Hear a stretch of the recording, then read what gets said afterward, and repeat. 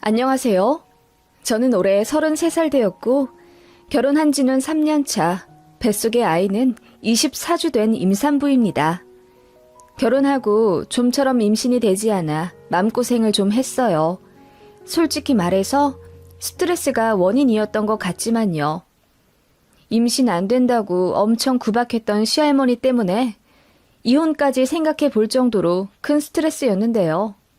무당 할머니가 사이다 날려주지 않으셨다면 아마 지금쯤 정말 이혼하지 않았을까 싶기도 할 웃지 못할 사연이 있어요.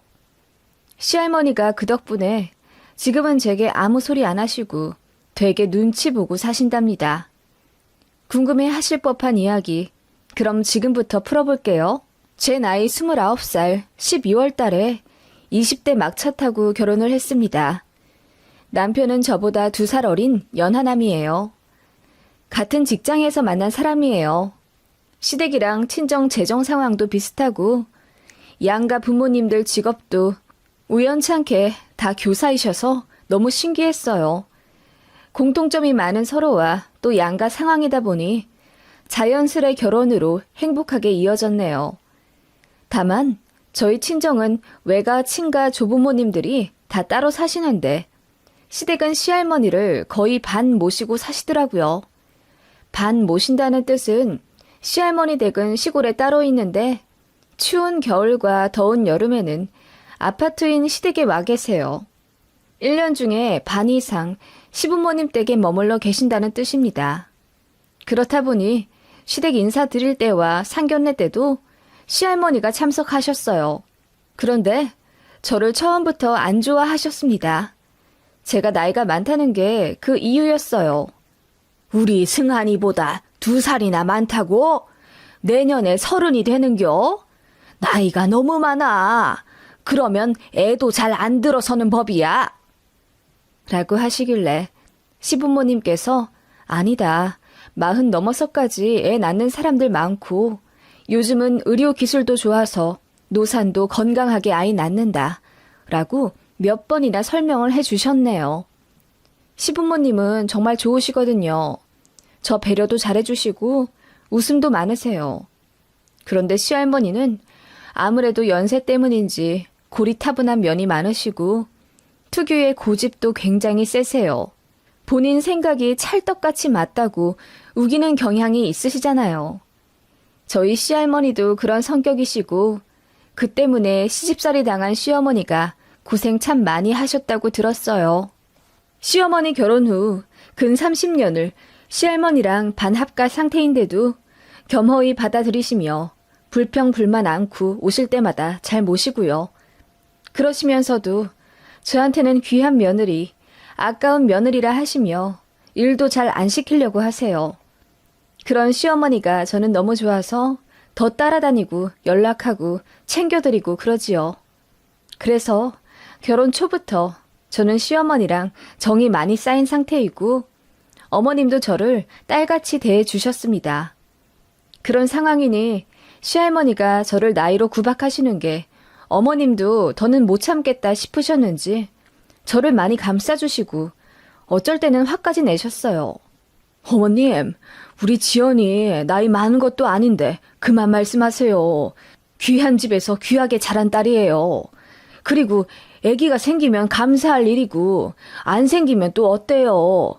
요즘은 딩크족이라고 해서 일부러 애 안 낳고 사는 집도 많대요. 일하면서 애 키우는 게 요즘은 보통 일이 아니라고요, 어머님. 애를 안 낳아? 그게 무슨 말도 안 되는 소리야. 그럴 거면 결혼을 하지 말아야지. 어디 근본도 도리도 없는 것들을 우리 손자한테 빗대어 얘기해. 나는 무조건 증손자 볼 거다.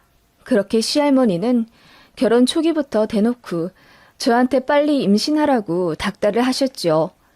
내일 모레 90이라 곧 있으면 죽을지도 모르는데 하루라도 빨리 증손자 안겨달라 하시면서요.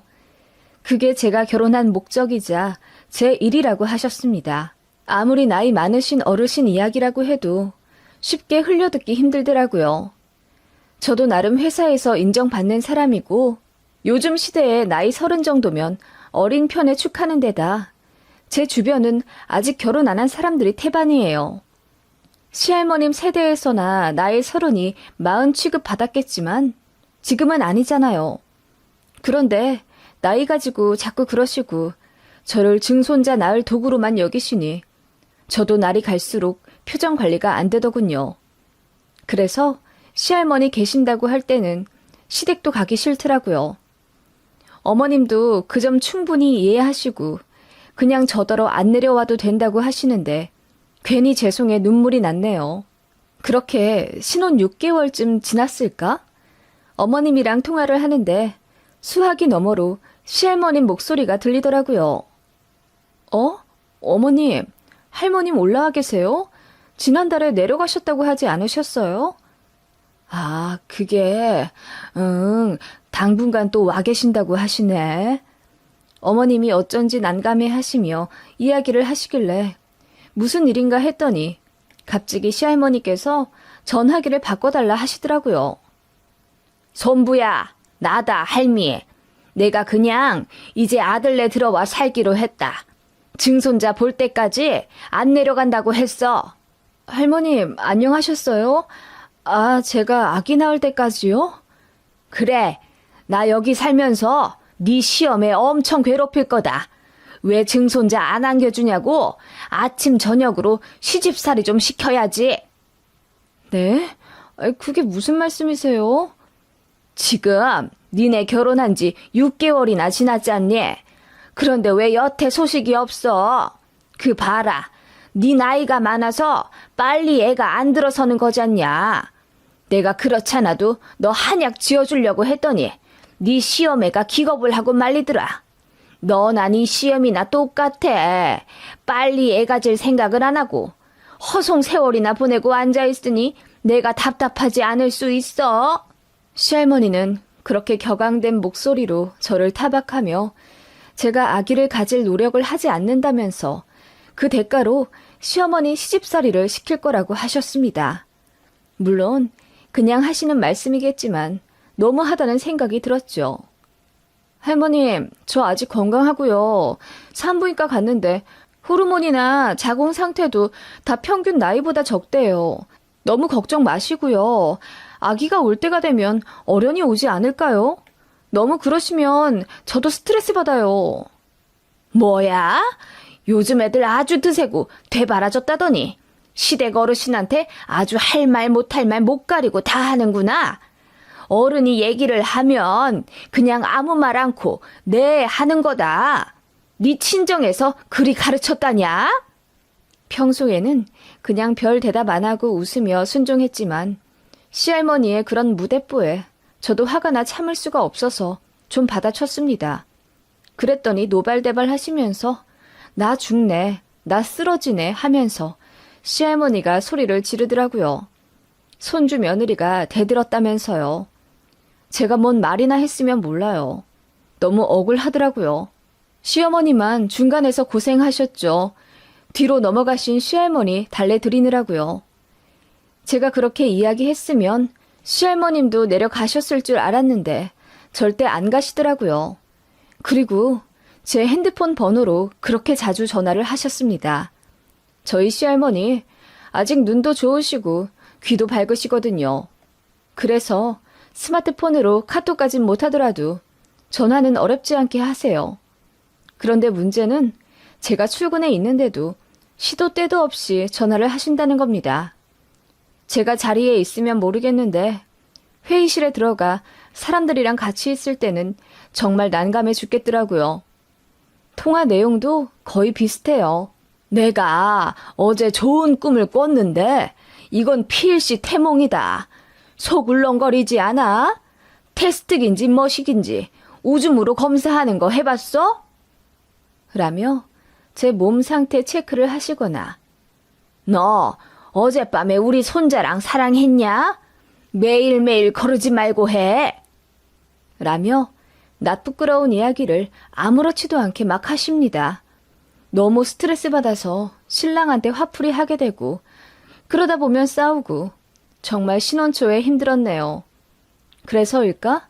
처음으로 생리불순도 겪게 됐어요. 참 건강하던 저인데 월경을 거르게 되더라고요.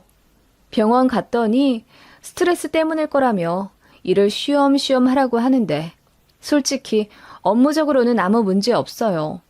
제 생각에 시할머니 때문인 것 같았어요. 그리 임신을 바란다면 손주 며느리 마음이라도 편하게 해주든가. 닥달하면 없던 아이가 뿅 하고 생기는 것도 아닌데 말이죠. 신랑이랑도 자주 싸우게 되고 그러면서 시댁 가는 것도 싫어지니 자연스레 이혼 생각이 절로 나더라고요. 제가 이혼 서류까지 뽑아들고 울면서 난리친 적이 있어요. 이대로는 못 살겠다고요. 시부모님께서도 그 사실 알고 시할머니한테 진지하게 말씀하셨대요. 너무 증손자 타령해서 손자 부부가 사이가 안 좋아졌다고요. 그래서 이혼하게 될 판이라고 했더니 그제야 정신 차리신 듯 한동안은 전화 안 하시더군요. 그러더니 어느 날 억울하다 하시며 막 우셨다네요. 자기가 못할 소리 한 것도 아니고 결혼했으면 응당 애를 가지는 게 맞으며 언제 죽을지 모르는 시할머니가 그렇게 애타게 증손자를 보고 싶어 하는데 그게 그리 잘못된 거냐며 화를 내셨다고 해요. 시어머니도 힘들어서 제 앞에서 우시기도 했고요. 그런 시댁 상황 보니 참 답이 없더라고요. 저 때문에 시집살이 당하며 고생하실 시어머니가 눈에 아른거려 마음이 너무 안 좋더라고요. 저도 솔직히 아기 원했어요. 어차피 애 낳을 거 빨리 낳고 싶단 생각이 들었는데 스트레스 때문인지 심리적으로 저도 모르게 거부감이 생기는 것 같았어요. 아이 낳았다가 증손자 지독하게 사랑하실 시할머니한테 빼앗기는 건 아닐까 이런 말도 안 되는 상상도 들었고요. 지금 생각하면 정신적으로 많이 피폐해져 있던 나날들이었던 것 같아요. 아무리 시댁 왕래를 줄인다고 해도 명절에는 가야 하니까 시할머니를 뵐 수밖에 없었는데요. 저 오기 전에 시부모님한테 단단히 교육을 받으셔도 제 얼굴만 보면 갑자기 복장이 터지시는 듯 어김없이 증손자 타령을 하며 모든 게 저 때문이라고 손가락질을 하셨습니다. 어린 여자랑 결혼했으면 증손자를 봐도 벌써 봤을 건데 지금 결혼한 지 2년이 다 되어 가는데도 임신 소식이 없는 걸 보면 뭔가 문제가 있어도 단단히 있는 거다. 너 때문에 지금 네 시애미 고생하는 거 안 보이냐? 네 시애미가 그래도 며느리 사랑은 끔찍해서 너 구박하느니 차라리 자기를 구박하라고 하더라. 그렇게 매정한 말씀을 하시는 시할머니의 눈빛이 칼날처럼 제 가슴에 박혔고 저는 참다 못해 눈물을 흘리며 할머님, 정말 너무하세요. 저 병원 가면 아무 이상 없다고 해요. 신랑도 마찬가지고요. 그냥 때 되면 어련히 생기겠죠. 자꾸 그렇게 스트레스 주시니까 더 임신이 안 되는 것 같아요. 라고 소리를 질러버리고 그럼 이혼하겠다고 했습니다. 저같이 늙어서 임신 안 되는 여자 말고 어리고 싱싱한 여자 찾아서 손자 재혼시키세요. 그 편이 낫겠네요. 라는 말까지 했어요. 그랬더니 저더러 어디서 저런 걸 데리고 왔냐며 시할머니가 뒷목 잡고 쓰러지시는 액션을 취하시고요. 솔직히 아무렇지도 않아 보이셨습니다. 어쩔 때 보면 시할머니가 저희 가족 중에서 제일 건강하신 것 같거든요. 아무튼 시할머니는 그렇게 집안을 뒤집어 엎으며 나 죽는다 어쩐다 하셨네요. 명절에 그런 난리를 겪었음에도 불구하고 시할머니는 더 바짝 독이 오르셨는지 작은 아버님 앞세워 저희 신혼집에도 막무가내 찾아오시기도 했습니다. 저희 둘 다 야근할 때라 아무리 집 문을 두드려도 응답이 없으니 저에게 전화를 하셔서는 집 도어락 비밀번호 알려달라 소리치시더군요. 솔직히 정말 알려드리기 싫었는데 내일 모레 아흔인 어르신을 세워두고 기싸움 하는 것도 부질없다 싶어 그냥 알려드렸네요. 부랴부랴 일 마무리하고 퇴근해 집에 들어와 보니 시할머니가 거실에 떡하니 앉아 계시더라고요. 그러더니 어디서 무슨 이상한 명주 실 같은 것과 부적 같은 걸 저에게 던져주시며 이거 항시 착용하고 있거라. 그래야 증손자가 생긴다. 하시더라고요. 그리고 저희 부부더러 막걸리 사으라고 시키신 후 한 잔 거나하게 드시고 저희 안방에서 주무시고 가셨습니다. 그날 남편만 무지하게 잡았네요. 내가 너랑 결혼해서 이 고생하고 산다면서요. 그런 식으로 두어 번 불시에 저희 신혼집에 찾아오셨어요. 작은 아버님이나 저희 시부모님이 아무리 말려도 소용이 없었습니다. 어르신들 고집 대단하시잖아요. 정말이지 대통령이 온데도 시할머니 성격은 막을 길이 없어 보였습니다. 그런 시할머니도 꼼짝 못하는 분이 있긴 했죠. 그건 바로 무당인데요.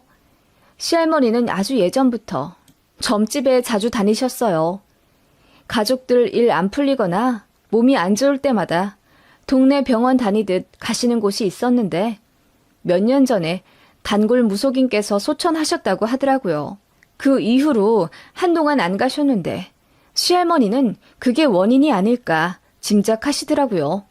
그래서 용하다는 무당집 찾아 여기저기 다니시더니 한 군데 찾아내셨나 보더라고요. 저더러 몇 월 며칠 몇 시까지 어디 오라고 하시길래 어디냐고 물으니 시할머니께서 아주 용하다는 무당집이야. 너 데리고 오라더라. 무조건 같이 가야 한다. 라고 하시길래 제가 그런 곳 무서워서 저는 가본 적도 없고 앞으로 가기도 싫다고 했습니다. 노발대발 하실 줄 알았는데 의외로 앓는 소리를 하시며 당신 소원이니 한 번만 같이 가자고 하시더라고요. 그래서 결국 알겠다고 했습니다. 걱정되는 마음에 시부모님 두 분까지 같이 오신다 하더군요. 시할머니가 또 저한테 뭔 소리 하실지 모르니까요. 미안한 마음에 오신다길래 저도 별 수 없이 남편이랑 그 무당집 가기로 했네요. 차를 한 2시간 타고 꼬불꼬불한 길을 가자 다 쓰러져가는 초가집 같은 게 보였어요. 저희 친정은 종교가 있어 무속 신앙을 믿지도 않고 저도 겁이 많아 재미삼아 사주도 한번 본 적이 없어요. 은근히 긴장된 마음으로 방 안에 들어섰죠. 시할머니가 울분을 털어놓듯이 무속인 분한테 그러시더라고요. 얘가 애가 안 들어섭니다. 지금 결혼한 지 2년이 다 되어 가는데 아직도 내가 증손자를 못 보내요. 그런데 둘 다 병원에 가도 별 문제가 없다고 합디다. 이게 말이나 되는 건지요? 나는 통 이해가 안 갑니다. 그 말에 무속인 분도 약간 답답한 듯이 원래 임신이라는 게 쉽게 되는 사람이 있고 안 되는 사람이 있지 않겠냐면서 기다리면 응답이 올 거라고 하시는데도 시할머니는 저를 빤히 쳐다보시며 내가 결혼 전에 제 사주를 몰래 봤는데 애가 안 들어설 사주가 아니란 말이에요. 그런데 이렇게까지 안 되는 거는 뭔가 운이 막힌 거 아닐까요? 그게 맞다면 내가 돈을 좀 써서라도 오늘 선생님께 좀 풀어달라고 하려고요.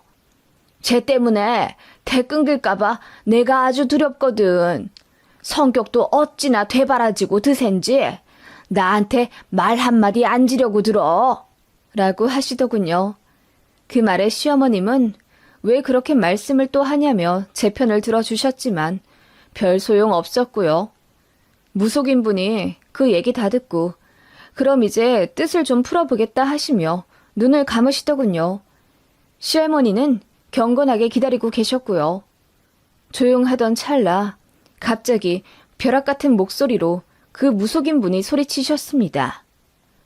너 때문이다! 그 말에 시할머니가 그럼 그렇지 하는 표정으로 저를 보시며 으스대시더군요. 그럼 어떻게 해야 할까요? 좀 풀어주십시오. 아니, 얘 말고 너 때문이라고? 예? 무속인 분이 가리킨 건 제가 아니라 시할머니였죠. 할머님은 어안이 벙벙한 듯 입만 쩍 벌리고 계셨고 무속인 분은 소리를 버럭 치시며 다 순서가 있거늘 가야 할 사람이 안 가고 길을 떡하니 막고 있으니 불쌍한 애기가 길을 헤매고 있구나. 그 말에 일동 모두 정적이 흘렀고 제 남편만 새어나오는 웃음을 막지 못하고 피식거렸습니다. 할머니, 그것 보세요. 제 와이프 탓 아니라니까요. 제 남편이 철없이 한 소리 하자 시할머니 표정이 본 적 없이 불그락 푸르락 당황해 하시더라고요. 무속인분은 그러셨습니다. 제 시할머니 명줄이 너무 길어서 증손자가 안 생기는 거라고요. 저랑 제 남편과의 부부간 금술은 나무랄 데가 없고 자식 운도 있는데 지금 순서를 기다리느라 아직 이 세상에 내려오지 못한다는 겁니다. 집집마다 가족을 품을 수 있는 바구니가 있는데 지금 저희 가족들은 그 바구니가 꽉 차 있고 한 명이 나가야 그 길로 새 생명이 들어오는데 저희 시할머니가 안 나가고 버티고 있어서 아기가 안 생기는 거라고 하셨습니다. 아기 보고 싶으면 손주 며느리를 최대한 보지 말고 운이 좋아 시할머니 살아생전 증손자가 생겨 태어나더라도 보지 말라 하시더라고요. 자주 보면 볼수록 증손자한테 안 좋을 거라 하면서요. 그 얘기 듣고 시할머니 얼굴이 사색이 되더군요. 그 뒤로는 무슨 이야기인지 잘 알아듣지 못했지만 아무튼 100만 원짜리 부적을 하나 하라는 결론이 나왔습니다. 기분이 상하신 시할머니는 생각해 본다고 하고 그냥 나오셨고요. 아무 말씀 없으시고 그냥 먼 산만 바라보시더군요. 그러더니 시부모님 차에 말없이 타시는 시할머니였습니다. 원래는 저희 부부 차 타고 저희 신혼집 가실 예정이었거든요. 그런데 그냥 시댁 가겠다 하시길래 조금 어안이 벙벙했죠. 저희도 시댁 따라간다고 했더니 시할머니가 웬일로 오지 말라 하시대요. 창피한 건지 무안한 건진 몰라도 그냥 됐다 하시며 저희 알아서 식사하고 주말 잘 보내라 하시더군요. 그리고 며칠 뒤 정말 놀라운 이야기를 들었습니다. 시할머니가 시댁에 가시자마자 사흘 밤낮을 꼬박 앓으셨대요. 무당분으로부터 자식들 앞에서 망신 제대로 당했다 싶으셨는지 많이 서러워 하셨다고 들었네요. 당신이 가야 하는데 못 가서 그 바라던 애를 못 보는 거라고 이야기를 들었으니 얼마나 상심이 크고 마음이 복잡하시겠어요. 그리고 시할머니는 아이가 안 생기는 모든 원인이 손주 며느리라고 생각하고 가진 구박을 다 하셨는데 반전이 생겼으니 할 말 없어지신 거죠. 그래서 마음고생을 하셔서 그런지 많이 힘들어 하셨다 하더라고요. 그러더니 작은 아버님 불러서 모든 짐을 챙겨 집으로 내려가셨다고 들었습니다. 이제 별일 없으면 안 올 거라며 그냥 시골 본가에 계시겠다고 했대요. 시어머니의 시집살이도 드디어 해방된 거죠. 어머님이 그리 말씀하시며 저더러 그간 고생했다고 이제 시할머니가 임신 얘기로 스트레스 줄 일 없을 거라고 하시며 그동안 막는다고 막았지만 못 지켜줘 미안했다고 진심 다해 말씀하시더라고요. 저는 그런 시어머니가 조금도 원망스럽지 않았어요. 오히려 늘 안쓰럽게 생각했거든요. 아무튼 시할머니 내려가시며 핸드폰에 제 번호도 지우셨다더군요. 그렇게 전화 한 통 없이 잔소리도 안 들으니 제 일상이 확 피더라고요.